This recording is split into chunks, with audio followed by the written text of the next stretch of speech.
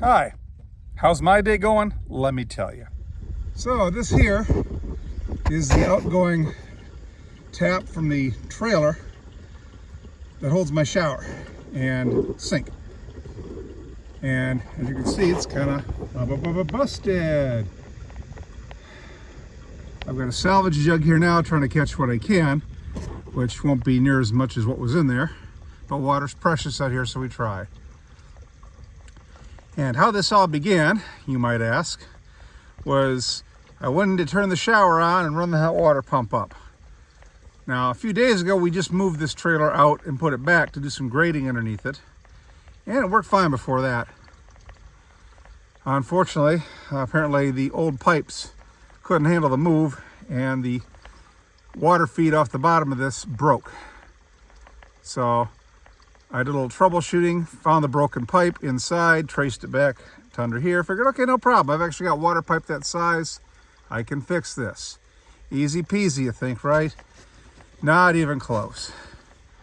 So I got up underneath, went to disconnect the valve down here, this end, where the white pipe goes in, and the old plastic here just snapped right off. I mean, I barely even touched it, but pow, there it went.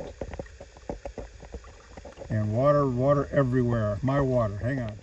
Yeah, sorry for the little break there. I had to replace the salvage jug. That one filled up. This water comes from 10 miles away, so I tend to treasure it and value it. Anyway, as I was saying, that plastic fitting in the bottom of the tank snapped right off. I mean, right through the threads and everything. Barely touched it. It was obviously baked out from the sun and the elements out here, so once I get these jugs filled to get that tank emptied, I'll look at either dropping this tank down here, which is a 32-gallon tank, and replacing it, or replacing the connector if I can, or just putting in a new tank on the outside that'll be larger and easier to service. Either or. I mean, the trailer's not going anywhere. It's part of the permanent installation out here now. But I sure would like to be able to take showers and use the sink again, and this kind of stings a bit. So, y'all think off-grid living is fun and romantic? Nah, man, it's a pain in the ass. But you know what? It still beats living back in the city, so I'm not terribly unhappy overall.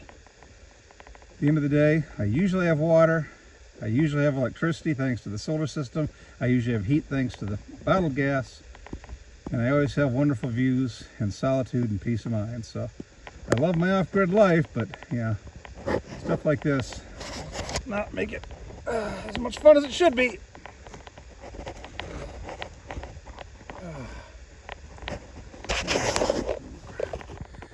There's my solar power tracker, still tied down because of the high winds, but once I release that, it'll start following the sun. There's Death Valley way off in the distance, and Telescope Peak just beyond the guy wires. Western Talc, old abandoned talc mines across the road over there, and just some beautiful, beautiful outside nature. So, you know, yeah, we have good days and bad out here, and today's wrapping up to be, not a good day, but all in all, I guess I'll take it. It beats being back in the city. Until then, folks, enjoy the day. And if everybody's got a towel, it wouldn't break my heart right about now. I'm a muddy mess. And I have no shower. Fun.